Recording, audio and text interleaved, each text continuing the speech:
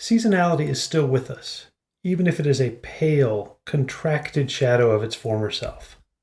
In the Christian world, for instance, there is still the midwinter holiday season, in which values and forms of organization do, to a limited degree, reverse themselves. The same media and advertisers who for most of the year peddle rabid consumerist individualism suddenly start announcing that social relations are what's really important and that to give is better than to receive. David Graeber and David Wingro.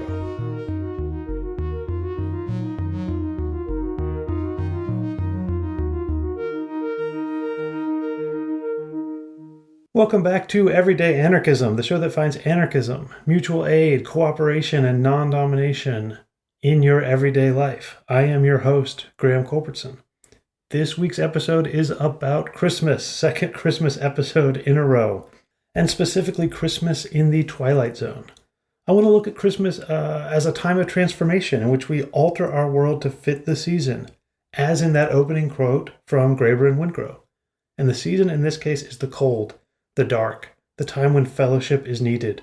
So we rewrite the world to make it all about that fellowship. At least we're supposed to. We don't really. But there's a genre that tells us that we really, really should. I'm going to call that genre the Christmas romance. And my example for this year is going to be Season 2, Episode 11 of The Twilight Zone, The Night of the Meek. But before I get to the Twilight Zone, I do want to talk about genre for a while. I put romance in the title of this episode, and I'm going to spend a decent chunk of this episode explaining what I mean by Christmas romance, and I'm going to use Shakespeare to give us the genre terminology. So here's a very famous quote from Shakespeare's Hamlet. Polonius, one of the great Shakespearean blowhards, he gives lots of advice. I'll let you decide if it's good advice or not, is telling Hamlet how great this group of actors, these players are. Here's Polonius.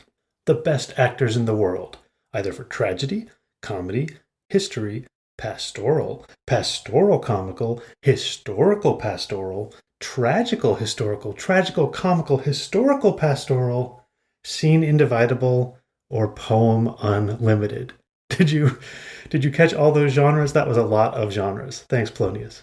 This line gets lots of attention in part because it's an example of breaking the fourth wall. If you don't know what that term means, you can think when actors are on a stage, they're surrounded by four walls. Three of them are real walls, or at least you can't see through them. The one behind them to the left and right. In front of them is a fourth wall, an imaginary wall between them and the audience.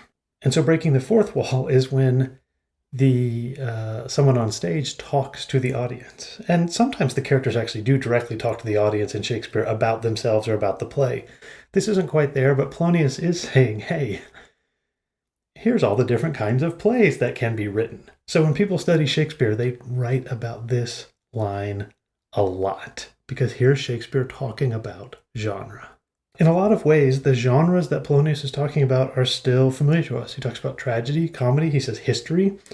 We would say period piece. The histories are mostly about the monarchs of England, and we still do this. If you think about The Crown on Netflix or The King's Speech or Wolf Hall, these period pieces are still seem to be mostly about kings, or in America, presidents. Think about the Steven Spielberg film Lincoln. That would be a classic Shakespearean history play.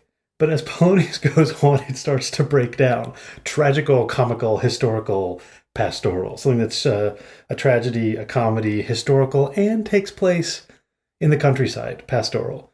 That seems to be mostly a joke, although I'm going to argue that one of Shakespeare's most famous plays, The Winter's Tale, really is at least tragical, comical, pastoral. There's a genre that over the past couple of hundred years has gotten a lot of attention that's not on this list, and that is romance, the subject of today's episode. But before I can explain what Shakespeare scholars mean when they say romance, I want to tell you what Shakespeare scholars mean when they say comedy and tragedy. I know this will be a huge rehash for some of you. They definitely, in America, they cover this in 11th or 12th grade English. It seems to me entirely possible that maybe you were not fully paying attention in 11th or 12th grade English. Maybe you just didn't care. That seems to me fair. I know I taught this a few times, and I know not everyone was paying attention. So I'm going to do it, and I'm going to try and make it not like a boring high school English class, although if it is like a boring high school English class, well, that was my job, so sorry. Comedy and tragedy, or we would now usually say comedy and drama, are often delineated as these like two genres of the Western world going back to the Greek. So now we have the masks, the laughing mask and the crying mask that you see outside of every theater. It's really way more complicated than that, and I don't think I can do a good job of explaining comedy and tragedy, but I can explain briefly comedy and tragedy in Shakespeare. Because I find it really interesting because it's actually hard to tell the difference between comedy and tragedy in Shakespeare. It's not like the difference between comedy and drama today. It's not that one of them has jokes and is silly while the other one deals with really strong emotions. In Shakespeare, all the plays, pretty much all of them, deal with really strong emotions, and pretty much all the plays have lots of ridiculous jokes. One of Shakespeare's plays, King Lear, was so tragic that it didn't get performed in its original form for like a century. But it's still filled with all sorts of ridiculous jokes and tons of comic moments and puns and people falling down. We're not talking about tragedy being filled with strong emotions versus comedy being lighthearted and silly. The only difference is the ending. In a Shakespearean tragedy, pretty much everybody dies at the end. I mean, not everybody, but we're talking a big body count. In a Shakespearean comedy, there's a marriage at the end. That's the difference. Do people die or do people get married? Along the way, things are not that different. Let me give you an example. You may have heard this plot. There are these powerful, noble families in an Italian city. Two young people from different families get engaged. There's a masked ball, there's mistaken identity, there's all sorts of scheming in the background. Eventually, lies and deception make the two young people suspicious of one another. A friar tries to help the young people, even as duels are swirling around them. Eventually, someone decides that the solution to the whole mess is for the young woman to fake her own death. Now, if you've read Romeo and Juliet, or seen the movie Romeo plus Juliet, or seen West Side Story, you're probably thinking that this is Romeo and Juliet. But it's not Romeo and Juliet. It's not yet Romeo and Juliet. Everything I just described happens in Romeo and Juliet, but it also happens in another play by Shakespeare. So after the fake suicide plot is hatched, I could say it all gets worked out. No one dies in a duel, lots of people get married, the families are united, and the bad guy gets punished. That's a comedy, and in that case I'm talking about Much Ado About Nothing. But if the other thing happens, murder, suicide, duels, death, that's the tragedy. That's Romeo and Juliet. The plots are the same. The setting is the same. There's jokes and threats in both of them. The only difference is the ending. And in particular, the question is, does the social order, which is fraying, fall apart, or is it put back together again? Is the world maintained? That's a comedy. Or is the world rent asunder? That's a tragedy for Shakespeare. But looked at it from this way, it seems to me that there's some huge ramifications for Shakespearean comedy and tragedy that I don't really like. One of them is that nothing that happens in the play, none of the choices that the characters make actually matter. I've mentioned King Lear already, how devastating it is. And if timing had gone a little differently in that play, if there had been a few fewer or a few more coincidences, that tragedy wouldn't have happened. You've already seen that if a few things had gone differently, Romeo and Juliet don't die. Claudio and Hero do not die in Much Ado About Nothing. And in fact, you know this before the play starts. You know Claudio and Hero are going to get married because when you go to the Globe Theatre, someone says, and now you are watching a new comedy performed by the Lord Chamberlain's men. But if they say, now you are watching a new tragedy performed by the Lord Chamberlain's men, then you know they're going to die. Which, considering that Shakespeare's plays are, the foundation of Western culture or whatever, this seems to me that nihilism lies at the heart of Western culture. It's just a fluke whether you live or die. It's determined ahead of time whether this is going to have a happy ending or a sad ending. The genre, the shape of the story, the circumstances, chance, fate, whatever you want to call it, has much more power than human decision-making. That does suggest to me, actually, that if that's the way we think of the world around us, then all of life is meaningless. It also suggests that things are incredibly shallow. Remember, I started this by quoting Polonius in Hamlet, listing all of those different genres. And it gets difficult for Polonius: tragical, comical, historical, pastoral. But that sort of complexity doesn't exist in most of Shakespeare's plays, and I guess in most works of art we encounter. I've got a spoiler for you. For the next mystery novel you're going to read, they are going to catch the killer. And if they don't catch the killer, people are going to get mad and say it's not a mystery novel. The genre determination renders the work shallow, renders it irrelevant, insofar as it seems to determine not just the ending, but also everything that happens along the way. And Shakespeare, I think, knew this, because later in his career, his plays stopped working this way. He started delving into complexity. For one thing, his writing started getting much more complex. This is one of the key reasons why we don't teach the later plays in high school. It's just a lot harder to read the language. The sentences are amazing, but they do not roll off the tongue. And if you're trying to get 16-year-olds to understand Shakespeare, you do not want those sentences. I wrote some examples, but I decided they weren't important, so I'm gonna move on to the other thing. The plots get much more complex, and especially the resolution of the plots isn't so easy. It's no longer marriage and everything is fine, or death and everything is terrible. It's something in between. That's why they're sometimes called tragicomedies. You get a happy ending at the end, but it's an ending that is suffused with loss. It's bittersweet. Things aren't perfect, and the people who experience the plot have been changed by the end of it. And another word for these tragicomedies that's been used since the 19th century to describe a few of these plays is romance. I'm sure I will talk about romantic literature a lot as this show goes on, but for now I just want to talk about romance in the Shakespearean context. For one thing, it does mean, as I've already said, a tragicomedy. It's a happy but a bittersweet ending. But it's more than that. The Shakespearean romances deal in magic and mysticism, as many of his plays do. But it's more than that, two more things. One, the magical element is in some ways transformative, and crucially, it's in some ways redemptive. And second, and this is the final element of the romances, there's some deeper meaning in the universe that is revealed by this magic. And this suggests that the choices humans make do matter, that the world is not simple, nor is it meaningless. The choices people make and the magic of the universe interact to make meaning in the world. So that's a Shakespearean romance.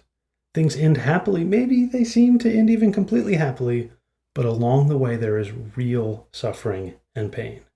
There's magic, a fairy tale element. There's a transcendence of the everyday world. That transcendence of the everyday world transforms both the world and the people in the story, and yet not in such a way that it is easy. It is redemptive, it is transformative, but it does not eliminate what went before. So let me give you some examples of this, using the three genres I've laid out: the comedy, the tragedy, and the romance, and three different Shakespearean plays. In Much Ado About Nothing, that's the one with Claudio and Hero, Claudio becomes jealous and believes Hero isn't being faithful to him.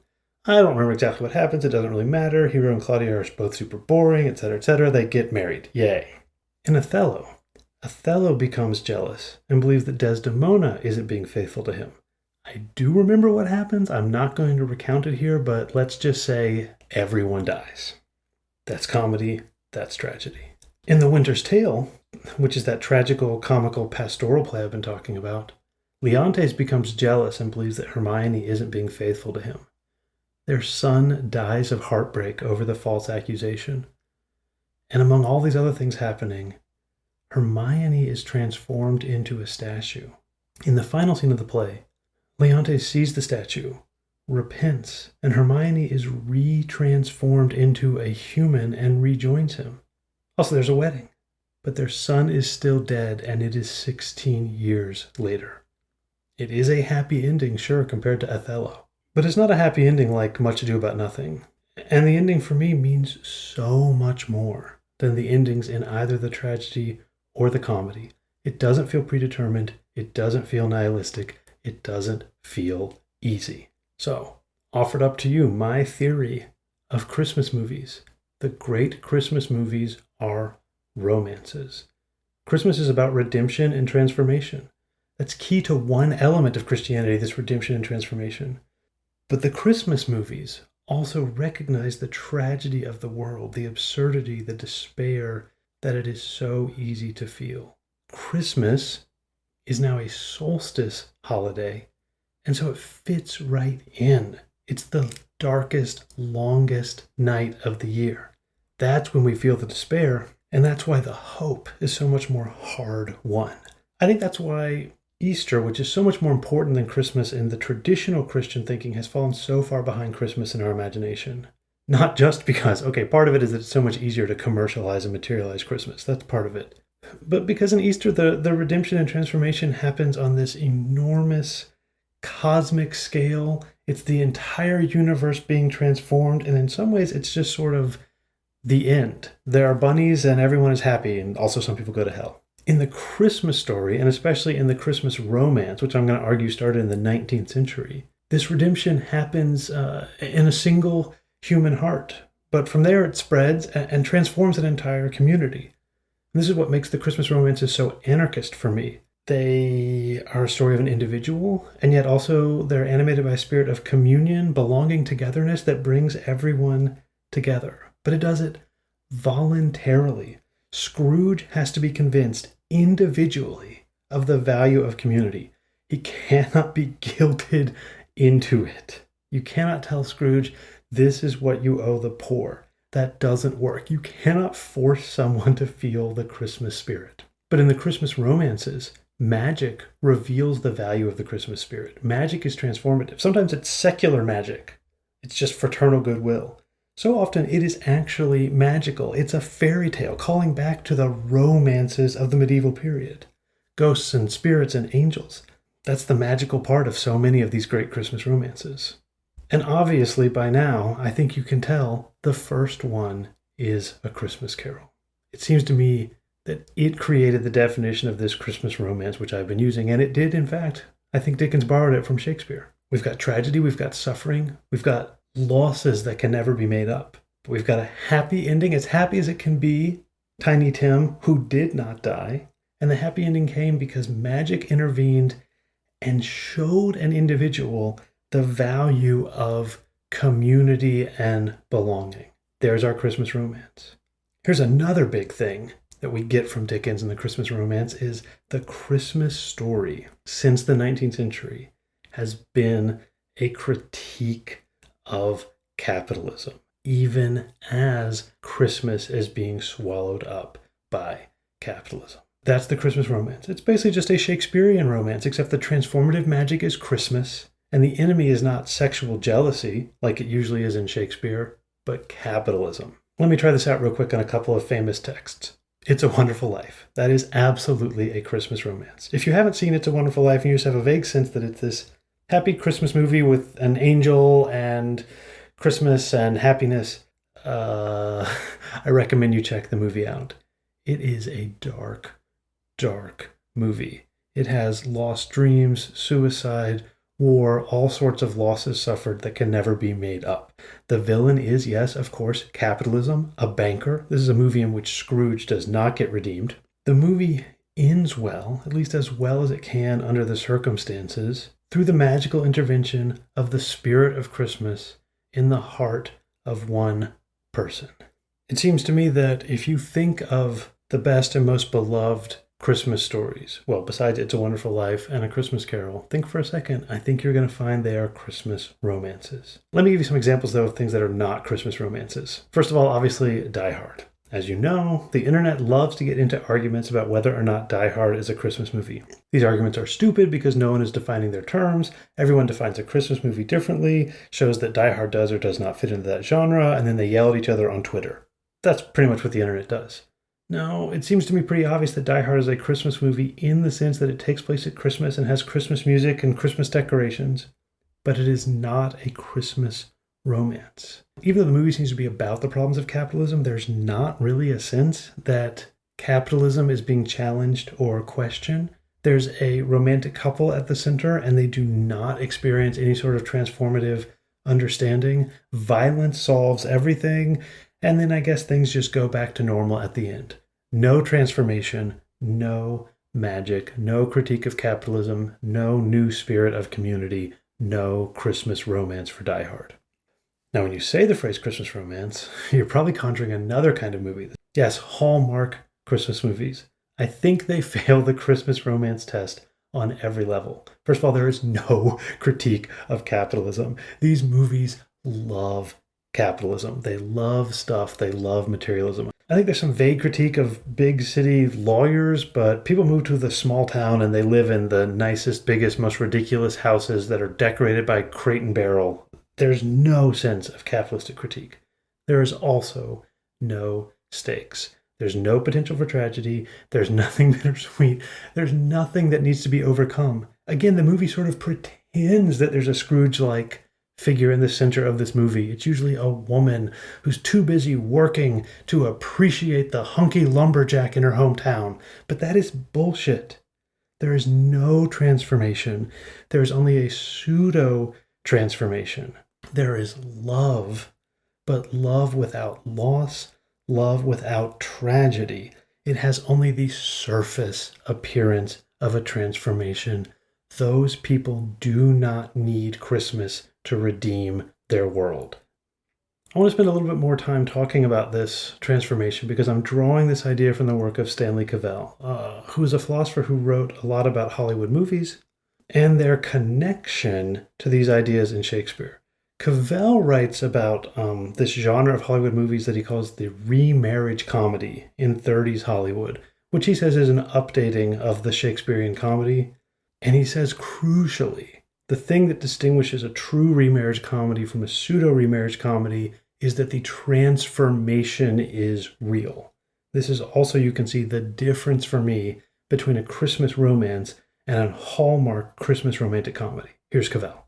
The remarriage comedy genre would begin with Noel Coward's Private Lives, a work patently depicting the divorce and remarrying of a rich and sophisticated pair who speak intelligently and who infuriate and appreciate one another more than anyone else. But their witty, sentimental, violent exchanges get nowhere. Their makings up never add up to forgiving one another, and they have come from nowhere. They are forever stuck in an orbit around the foci of desire and contempt. This is a fairly familiar perception of what marriage is. The conversation of what I call the genre of remarriage is, judging from the films I take to define it, of a sort that leads to acknowledgement, to the reconciliation of a genuine forgiveness, a reconciliation so profound as to require the metamorphosis of death and revival, the achievement of a new perspective on existence, a perspective that presents itself as a place one removed from the city of confusion and divorce. That's what I'm trying to get at in this idea. Not a happy ending that involves Christmas, but a new perspective, a place one removed from the struggle of everyday life. The only difference here is that the remarriage comedy wants to show the marriage as a place of forgiveness, transformation, and reconciliation, and it happens within the relationship of these individuals. The Christmas romance wants something bigger. It wants to use Christmas to transform the relationships of industrial capitalism and the suffering caused by the lack of understanding between owners, workers, and consumers. So with that out of the way, let's talk about this year's Christmas romance, The Twilight Zone. So The Twilight Zone, if you do not know, is this show that ran from 1959 to 1964, and it dealt with some of the biggest and most important political, social, and economic issues of the 60s. But it did it through science fiction. Rod Serling, before The Twilight Zone, wrote about the problems of the contemporary world, and the TV people kept watering it down. He tried to write a story about Emmett Till, and the executives changed almost everything about it. If you want to know more about this, by the way, there's an amazing graphic novel biography of Serling called Twilight Man. It'll tell you the whole story. And it does so in the form of a Twilight Zone episode, which is awesome. So Serling was really frustrated, and he couldn't tell the stories he wanted to tell. So finally he got this idea, and he said, oh, you know what? I'm going to stop telling serious stories about capitalism and racism. I'm just going to tell science fiction stories about aliens and monsters. Science fiction is fun, it's for kids, there's no real issues, there's no civil rights movement in science fiction. Hey, studio executives, will you let me do this fun series of stories? Now, obviously, we know that this is bullshit. Science fiction is one of the easiest places to talk about social justice. Everything from Plato's The Republic to Mary Shelley's Frankenstein are fictional things that deal with how the world should be. Allegory, satire, that is where so many of the most important points about the modern world has been made. But if you're Rod Serling, you can say, what do you mean? This isn't about racism. This isn't even set on Earth. And they bought it. The studio executives bought it, literally. They let him make The Twilight Zone, and they gave him a decent amount of money to make it. The show, I have to say, it looks beautiful. It was shot on film. Each episode looks like a classic black and white Hollywood movie that happens to be only 30 minutes long. If you've never watched The Twilight Zone, by all means, you are in for a treat. Having done that introduction, let's get to The Night of the Meek, Season 2, Episode 11. Remember the requirements for a Christmas romance? There has to be a tragic backdrop. The world is not a good place. Suffering abounds, and that suffering is caused by capitalism. There has to be some sort of transformation. It has to be a transformation of the heart of a character, usually brought about by magic. But once the character's heart grows a few sizes, that character's transformation becomes a larger community transformation. And the result is a happy ending. But not an easy happy ending in which the suffering of the past has been ignored or eliminated. There is a new world. It is going to be better, but it is still in the shadow of the bad world, and the project isn't over. So, first, the world is full of suffering. I've got great news for you. If you are watching this episode for the first time, this episode is full of suffering. Honestly, it's wonderful. It looks like garbage. The Twilight Zone has just beautiful cinematography. Every frame could be in a museum, except they tried to save money, and they filmed 6 episodes on crummy 1960s videotape. Those episodes look terrible, and that's bad. But not this one. This episode is about how terrible the world is. This episode is about what the world looks like if you are drunk and miserable. And it looks like someone got drunk and miserable when they were filming it. The opening scene is this capitalist paradise. There's a bustling, happy department store ready for Christmas. But there's one problem. There is no Santa. Everybody's ready to buy lots of shit, but they can't because there's no Santa. And there's this classic mild-mannered boss who just has no soul and just can't understand why Santa wouldn't be here. And we cut to Santa. And Santa looks as bad as the video quality of this movie. His outfit is dirty, and it looks even worse because of the shitty video. His fake beard is terrible. He is getting drunk in a tiny, empty bar. He has bought a sandwich, and it looks like he has taken maybe one bite from it. When the bartender turns his back, Santa tries to steal more whiskey. Santa is dirty, Santa is drunk, and Santa Claus has some complaints. Our Santa is named Henry Corwin, and he has a critique. And his critique of the world is that there is no Santa. In this respect, Henry is the anti-Scrooge. Scrooge has been taken over by the ideology of capitalism. Henry Corwin knows that it's crap. Scrooge doesn't see the point of Christmas. Henry sees the point of Christmas. He doesn't see the point of capitalism, and he cannot understand why you even bother having Christmas. It's just more suffering. Henry sees some kids outside the bar, and they're so happy to see Santa. And he takes a drink, and then he turns and he delivers a speech to the bartender. We are looking through the bartender's eyes, so Henry is looking right at us. His face fills the screen, drunk, dirty, slurring, and he says, "Why do you suppose there isn't really a Santa Claus? Why isn't there a real Santa Claus for kids like that?" The bartender thinks he's crazy. Why would you expect something good to come in this universe? But Henry Corwin knows that that's the idea behind Christmas. that there is something better than capitalism. But he's Santa, so he knows there's nothing better. There is a real Santa in this show, but he is an unemployed drunk who cannot help the kids in the poor neighborhood, but is supposed to go be nice to the rich kids in the department store. This Santa is basically homeless, and he is being imported to make the rich people feel good about capitalism. This is a big twist for the Twilight Zone. The Twilight Zone specializes in the uncanny, or unheimlich. That's what Freud uses it in German. Unheimlich meaning unhome-like. The uncanny is that thing that feels almost real, but is really weird. Everything is normal in the Twilight Zone, except something is off. And the fact that it's normal but not quite right is what makes Twilight Zone so scary. This is Freud's insight. It's not really scary to see a spider or a snake in your dream. What's scary is to see a spider or a snake that also reminds you of the person you love the most in the world. You are home, and yet you are not home at the same time. And that's how the Twilight Zone gets you.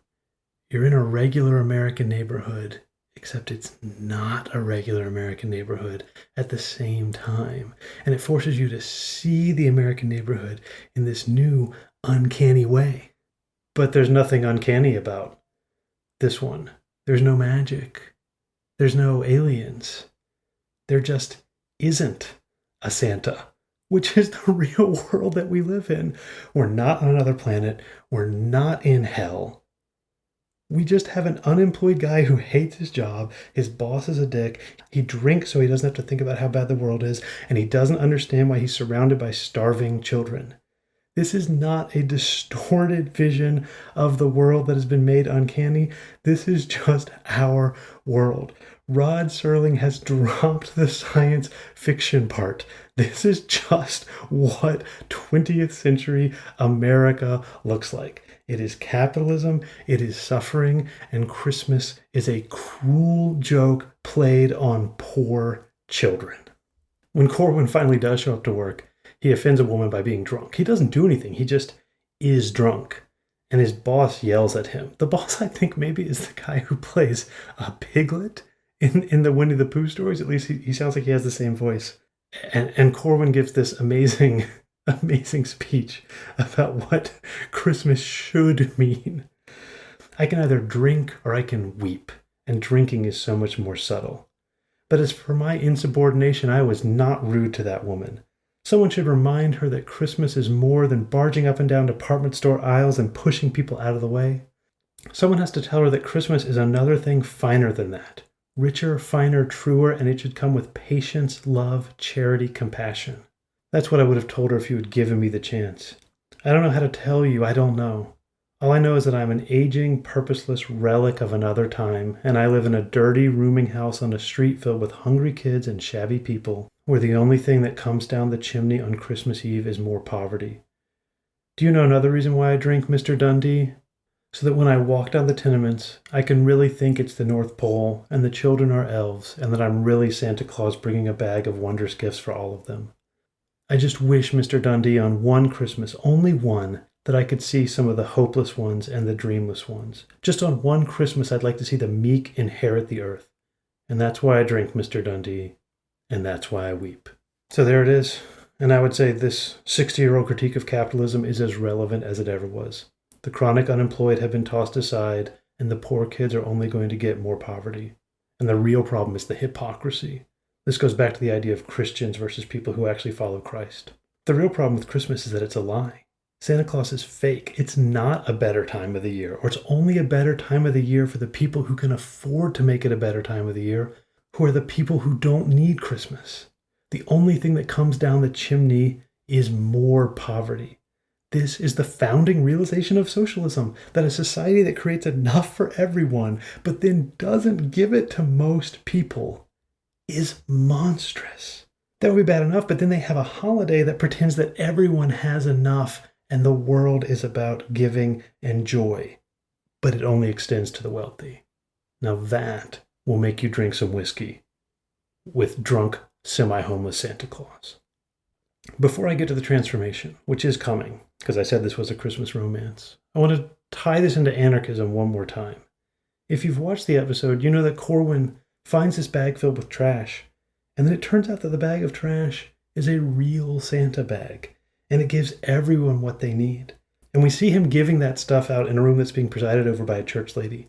You may not be familiar with these places, these missions. They're not as common anymore. The basic premise is that it's a place where religious do-gooders go and help the poor, but it is authoritarian. They provide services, especially food, but to get the food, you have to listen to sermons and songs. It is transactional. The Christians aren't there to help. They're there to make sure that you believe the same things that they do and that you don't get rebellious.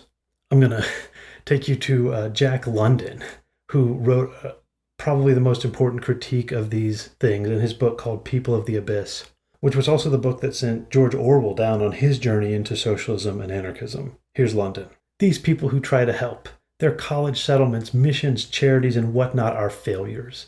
In the nature of things, they cannot but be failures. They are wrongly, though sincerely, conceived. They approach life through a misunderstanding of life, these good folk. They do not understand the West End, yet they come down to the East End as teachers and savants.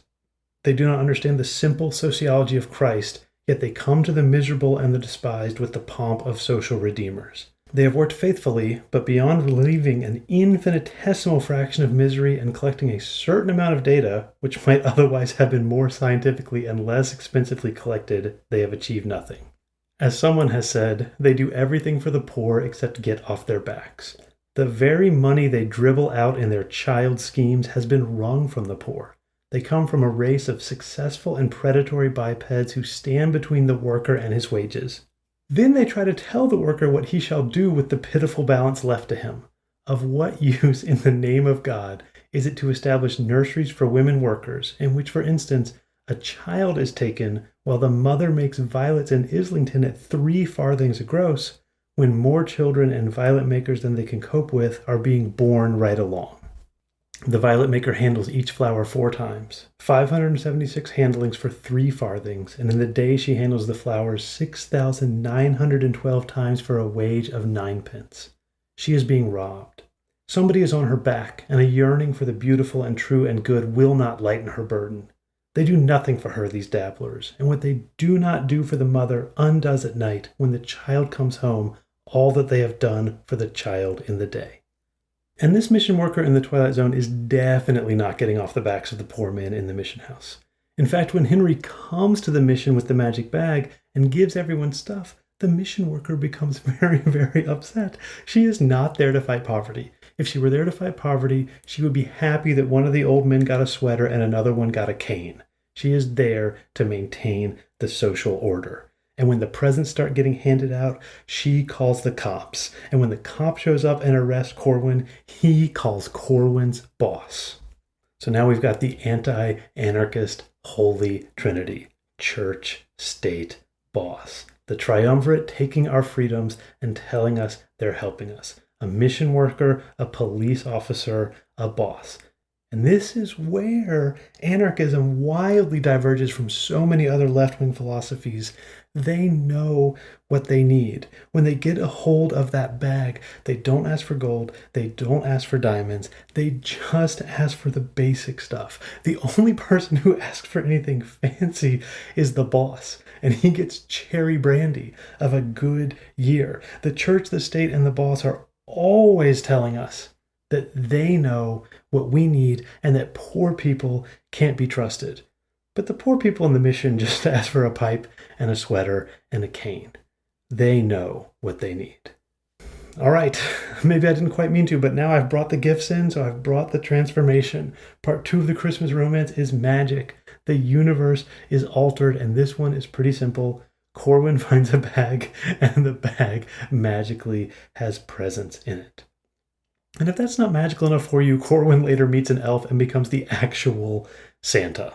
Now that is a transformation of the entire universe. But there's something wrong here with my Christmas romance definition as it applies to this episode. There isn't actually a transformation of Corwin's heart. That's different from the other Christmas romances. That's different from The Grinch. It's different from George Bailey. It's different from Scrooge. It's different from the Shakespearean romances. It's different from the remarriage comedies that Cavell talks about. Corwin doesn't undergo a conversion. He's always believed in Santa Claus. And when he becomes Santa Claus, well, he was already wearing the Santa suit. Corwin doesn't change. It's the rest of the universe that changes around him. And in that respect, this episode totally breaks the mold of the Christmas romance. Now we've got to deal with the ending. In the Christmas romance, the ending is happy and yet bitter-sweet. But Serling has broken the rules for the Christmas romance, and he has broken the rules for the Twilight Zone. I mentioned in one of my newsletters that there's a joke that Futurama makes about the Twilight Zone. The ending is always, turns out it's man. The true monster is humanity. Humans are the aliens, or the aliens are humans. I'm not going to spoil any of the episodes, but this is the joke. The uncanny disappears at the end of the Twilight Zone, and it's just home. This scary, creepy thing is the real world. This doesn't reveal that the Twilight Zone is just our world, exactly like our world. In this universe, something has gone terribly wrong from our world, and the anarcho-communist ideals of Christmas actually come true. And those ideas came so true that even the boss and the cop are going to go home and enjoy some mutual aid over their fancy brandy and stop oppressing people and not be punished by the poor. I mean, it's so anarcho-inclusive. The oppressors aren't punished. They're rewarded because in this system, everyone is rewarded. The meek don't guillotine anyone. Everyone gets what they want. Actually, Stanley Cavell, the philosopher of the remarriage comedy, has a quote that says, "This is how a true romance is supposed to work." Here's Cavell. "This is a vision of community, utopian no doubt. The meaning of the vision is not so much that organization requires hope, which requires vision, as it is that happiness is not to be won just by opposing those in power, but only beyond that by educating them or their successors. Put otherwise, the achievement of human happiness requires not the perennial and fuller satisfaction of our needs as they stand, but the examination and transformation of those needs. No one would say that it is applicable in all human contexts. It applies only in contexts in which there is satisfaction enough, something beyond the bare necessities is an issue." This is why in this episode, the bosses can even have a happy ending and can talk about miracles, because now everyone has enough. And human happiness can be about something beyond simply having that coat and cane. Now, back to that ending. Here's what's so weird about all this. Santa Claus is real.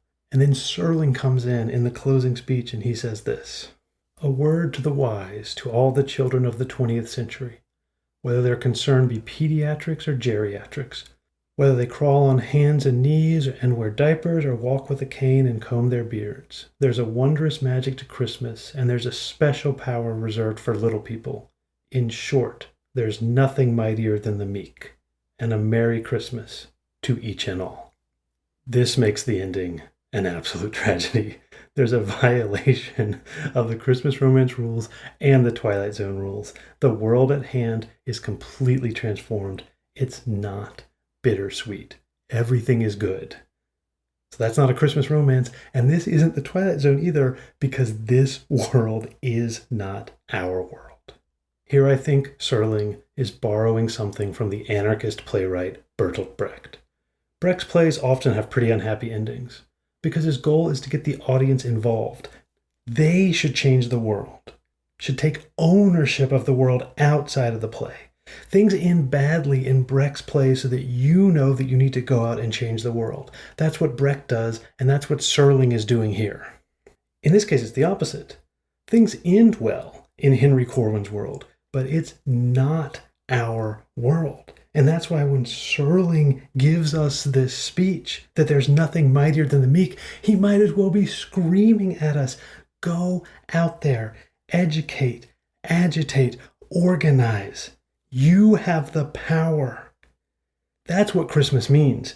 In this fantasy world, magic is going to do the job. But in our world, Henry Corwin isn't going to become the real Santa Claus. It's going to be organization. It's going to be direct action. It's going to be nonviolent resistance. It's going to be anarchism. That's what Serling is saying. And that is the true spirit of Christmas. That's all for this episode. Thank you for listening. One last thing. Remember that I need your help. So much time and energy goes into this show, and I give it out as a gift. I'm not trying to sell it. I don't put anything behind a paywall. Everything I create is free. But if I'm going to keep making it, I'm going to have to find a way in the long run to pay my bills. So if you can, if this gift is meaningful to you, I would love if you could go to everydayanarchism.com and give money in return. But it's not transactional. This is a gift exchange, and I am going to give whether I receive anything. So I'm just going to keep making the best show I can. And I'm going to keep putting it out there for as long as I can afford to. And if you can give to keep it going, well, I will be so grateful. And if you can't, well, I appreciate you listening anyway. I'm just going to have to let mutual aid take care of the rest. Remember that you can email me questions or comments at everydayanarchismpodcast@gmail.com. Merry Christmas, everyone. Or happy winter solstice, or happy summer solstice if you're in the southern hemisphere. Happy whatever day it is that you are listening to this show on. I will talk to you soon. The music which you're about to hear is by David Hill. Thanks for the music, David. Love you, man. Merry Christmas.